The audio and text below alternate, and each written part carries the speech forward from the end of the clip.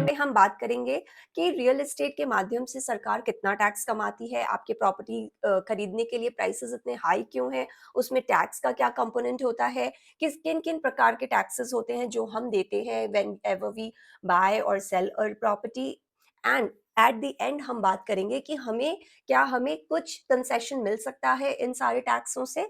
तो चलिए शुरू करते हैं हम आज का वीडियो कि रियल एस्टेट सरकार के लिए टैक्स देने वाली कामधेनु की गाय क्यों है। हर इंसान की बेसिक नीड्स होती है रोटी कपड़ा और मकान। जी हाँ, मकान यानी अपना घर जो हर एक इंसान चाहता है।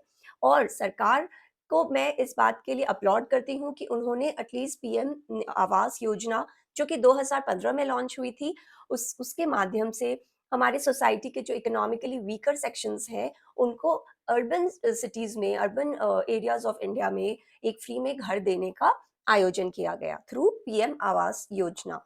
जहां एक तरफ सरकार गरीबों को घर दे रही है फ्री में, वहीं मिडिल क्लास पर क्यों 25 से 30% टैक्स लगा रही है।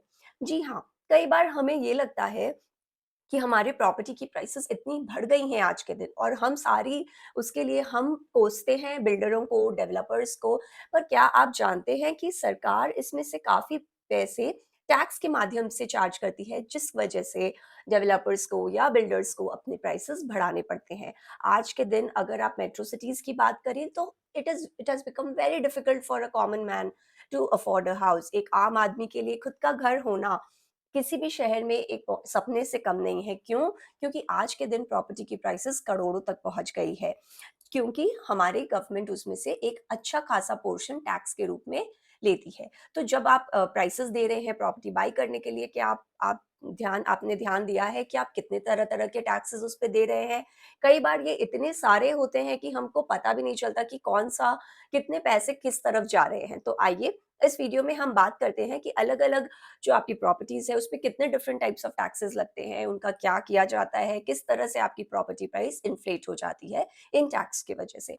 सो सबसे पहले हम देखते हैं कि what are the different types of taxes that are charged on when we are buying a property, जिसकी वजह से आपकी प्राइसेस बढ़ जाती है। It is estimated that almost 25 to 30% of a cost whenever we are buying a property as a buyer, आप 25 से 30% जो आपका कॉस्ट है इट गोज टुवर्ड्स टैक्सेस। तो नंबर वन, जीएसटी। जीएसटी यानी कि जो गुड्स एंड सर्विसेज टैक्स है वो हम अराउंड 5% देते हैं whenever we are buying an under construction property.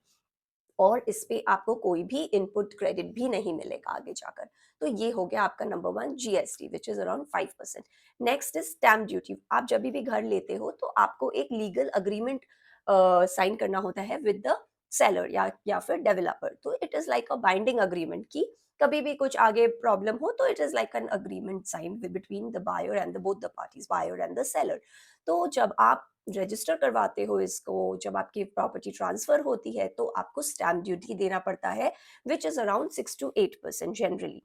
फिर आते हैं हमारे रजिस्ट्रेशन चार्जेस। जब आप अपनी प्रॉपर्टी के लिए रजिस्टर करवा रहे हो तो आपको 1% of registration, 1% as registration charges government को देना होता है ना। अब ध्यान से सुने कि ये जो स्टैम्प ड्यूटी है और रजिस्ट्रेशन चार्जेस है ये गवर्न होता है स्टेट गवर्नमेंट के थ्रू। तो इसलिए ये from state to state it will vary, हर स्टेट के लिए ये दोनों रेट्स अलग होते हैं, but generally it is around 6 to 8%। हमारे स्टैम्प ड्यूटी जो है वो 6 to 8% होते हैं हमारे प्रॉपर्टी के। अब तीसरा कंपोनेंट जो कि काफ़ी बड़ा है, ईडीसी कहते हैं उसको, एक्सटर्नल डेवलपमेंट चार्जेस। ये क्या होता है? ये अराउंड 10 to 20% आपके प्राइसेस को बढ़ा देते हैं। इसमें 2 कंपोनेंट होते हैं, एक्सटर्नल डेवलपमेंट चार्जेस और एक होता है हमारा इंफ्रास्ट्रक्चर डेवलपमेंट चार्जेस। तो these charges are generally levied by the government to improve the basic amenities around you, जैसे कि हो गए हमारे रोड्स हो गए, हमारे ट्रांसपोर्टेशन हो गया, या फिर ऑल दीज बेसिक इंफ्रास्ट्रक्चर जो होते हैं जो गवर्नमेंट फॉर इन चार्जेस के थ्रू उसको फंड करती है। पर इट इज़ नो सरप्राइज कि हमारे देश के इंफ्रास्ट्रक्चर का क्या हाल है। कहीं रोड्स में गड्ढे हो रहे हैं तो कहीं सिवरेज में लीक हो रहा है। तो ये हाल है। और अगर आप बात करें स्कूल्स, जो एजुकेशन है जो इसके थ्रू फंड होता है, तो गवर्नमेंट स्कूल्स और हॉस्पिटल्स के तो क्या कहने, everybody knows how it is. तो ये सब मिला जुला कर आपका जो टैक्स कंपोनेंट है वो 25 से 30% हो जाता है, जो कि एक बायर बेयर करता है। It is estimated that total amount of taxes that comprise in a total property cost comes to around 35 to 25 to 40%, तो जिसमें कि maximum is borne by the buyer. जैसे हमने अभी आपको ब्रेकअप बताया, अराउंड 25 से 30% बायर बेयर करता है। एंड सेलर क्यों? क्योंकि because seller generally takes in this price when he is price taxes when he is pricing the property। तो इसके वजह से maximum of it passes on to the buyer rather than the seller। और अगर हम बात करें तो अभी आपने देखा कि ये सारे जो हमने टैक्सेस थे वो when we are buying a property, हम तब की बात कर रहे थे। पर ये खत्म नहीं हुआ है। आपने खरीद तो ली है प्रॉपर्टी, लेकिन आप रह रहे हो अपने लाइफ टाइम में उस घर पे, या फिर कोई लैंड आप यूज कर रहे हो, ऑफिस यूज कर रहे हो, कमर्शियल प्रॉपर्टी यूज कर रहे हो, तो उस पे भी आपको प्रॉपर्टी टैक्स देना होता है। This is paid to the municipal department. तो इस केस में क्या होता है कि जो आपकी लोकल एरिया जहाँ आपका ये घर हो या ऑफिस हो या कमर्शियल एस्टेब्लिशमेंट हो, ये पोजिशन है, उस हिसाब से वहाँ की म्युनिसिपल डिपार्टमेंट इस ये टैक्स लेती है, property tax, which is again around 5 to 20% of the property.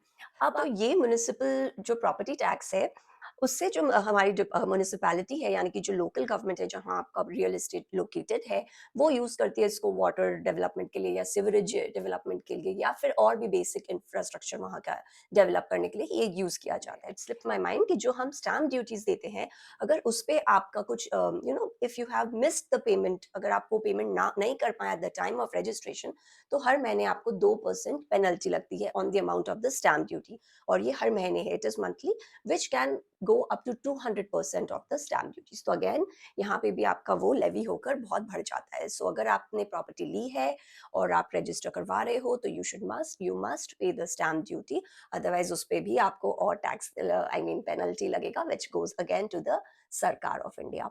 अब हम देखें कि तो हमने जैसे बात की कि 25 से 30% टोटल हमारा वो आता है टैक्स का liability whenever we are buying a house. इस पे आप ध्यान दीजिए। इसका मतलब अगर आप 1 करोड़ का घर ले रहे हैं, तो उसमें से 25 से 30 लाख आप गवर्नमेंट को दे रहे हैं एज चार्जेस एंड टैक्सेस। तो इस लेखा जब आपने प्रॉपर्टी खरीदी तब आपको टैक्स देना पड़ा, आप रह रहे हो, यूज कर रहे हो, तब आप उस पे प्रॉपर्टी टैक्स दे रहे हो। अब हम बात करते हैं अगर ये सब माता बच्चे के बाद अब आप प्रॉपर्टी बेचना चाहते हो, even then you are not spared, तब आपको फिर 7 से 8% आपको स्टैम्प ड्यूटी देनी होगी। और जो भी आपका सेल प्रोसीड्स है, अगर आपने उस पर प्रॉफिट कमाया है, तो आपको उस पर कैपिटल गेन टैक्सेस देने होंगे। नाउ अगेन इसके दो डिविजन्स हैं, short term capital gain, long term capital gain, which इसके हिसाब से आपका जो टैक्स होगा वो 20 से 30% होगा, क्योंकि शॉर्ट टर्म कैपिटल गेन पे आपको 20% के जो आपकी टैक्स स्लैब है उस हिसाब से आपको टैक्सेस देने पड़ते हैं। तो ये हमने बात की है कि जब आप रह रहे हो या फिर आप खरीद रहे हो या फिर आप बेच रहे हो, तो आपको कितने तक का टैक्सेस देना पड़ता है। अगर अगर आप चाहें तो आप इस पे थोड़ी राहत पा सकते हो। जी हाँ, आप जैसे मैंने पहले बताया कि आप अपने ये जो टैक्सेस हैं या फिर जो गवर्नमेंट को हम चार्जेस दे रहे हैं, उसमें आपको थोड़ी थोड़ी बहुत कंसेशन, थोड़ी बहुत राहत मिल सकती है। कैसे? जैसे मैंने पहले बताया था कि GST is only levied on an under construction property. यानी कि अगर आप एक रेडी टू मूव इन घर पे मूव हो रहे हैं, then there is no GST involve. Also in case of an affordable house जिसकी प्राइसेस काफी कम है, उस पे आपका GST is only 1% as compare to 5% जो हमने अंडर कंस्ट्रक्शन प्रॉपर्टी पर पहले दिया बताया था।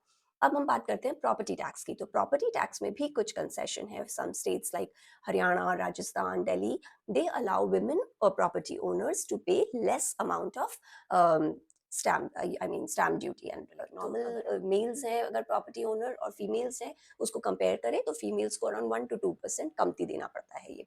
अब अगर हम बात करें कि जो हम प्रॉपर्टी टैक्स दे रहे हैं, तो उसमें भी फीमेल्स को, डिसेबल्ड को, और जो हमारे ओल्ड पीपल हैं, सीनियर सिटीजन्स हैं, उनके लिए कुछ राहत है, कुछ कंसेशन है। ऑल्सो कई गवर्नमेंट्स अलाउ करती हैं कि अगर आप सालाना अपना प्रॉपर्टी टैक्स भर दें in a lump sum, and also if you are paying it online, then you are entitled to some form of concession or discount in that. Again जो हमारे ये हमने बात की when you are buying the property, when or you are possessing the property। अब हम बात करते हैं अगर आप सेल कर रहे हो तो फिर आप उसमें कैसे टैक्स बचा सकते हो। जी हाँ, अगर आपने सेल की है प्रॉपर्टी और आपने प्रॉफिट्स कमाए हैं और वो शॉर्ट टर्म कैपिटल गेन है, यानी आपने प्रॉपर्टी को 2 साल के अंदर ही बेच दिया, वो शॉर्ट टर्म कहलाता है। और उस शॉर्ट टर्म कैपिटल गेन पे आपको अंडर सेक्शन 80C 1.5 लाख का डिडक्शन मिल सकता है, अगर आपने उस प्रोसीड्स को, जो गवर्नमेंट स्पेसिफाइड 80C इन्वेस्टमेंट्स हैं, जैसे कि हमारे एनपीएस हो गया या पीपीएफ हो गया, या फिर हमारे 5 इयर्स फिक्स डिपॉजिट्स हो गए, या आपने लाइफ इंश्योरेंस प्रीमियम की पेमेंट की है, कोई प्रोविडेंट फंड में पैसे डाले हैं, तो वो वाले पैसे को आप 1.5 लाख रुपए तक अंडर 80C उसमें आप टैक्स बचा सकते हो।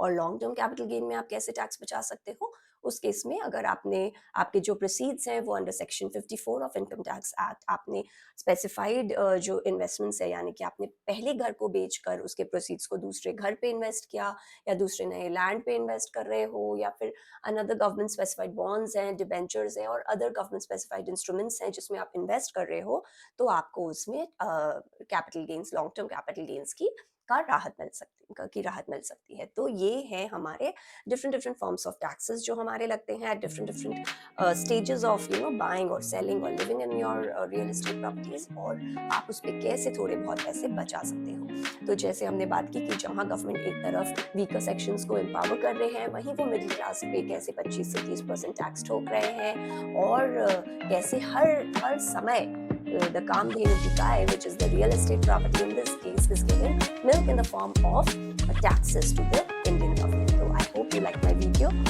Please like the video, subscribe to my channel, and also share it with others. I hope to see you again. Bye. Have a nice day.